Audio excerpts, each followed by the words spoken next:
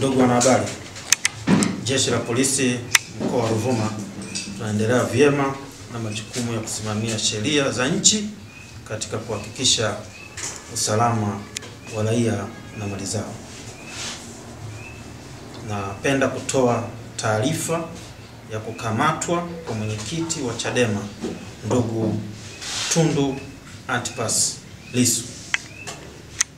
Jeshi la Polisi mkoa wa Ruvuma linapenda kutoa taarifa ya kukamatwa kwa mwenyekiti wa Chama cha Demokrasia na Maendeleo Chadema ndugu Tundu Antipas Lissu.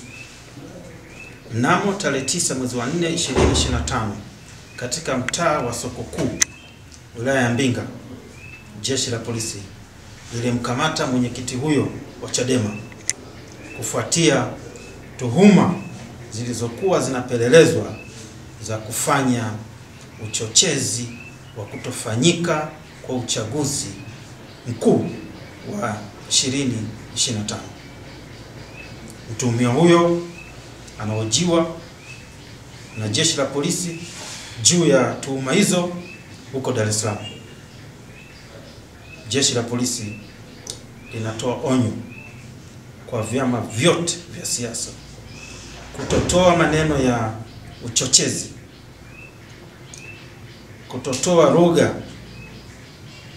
ya kukashifu polisi au serikali, au kuonyesha viashiria vyovyote vya uvunjifu wa amani katika kipindi hiki cha kuelekea uchaguzi mkuu wa 2025. Na kwa yeyote ambaye tabainika kufanya vitendo hivyo,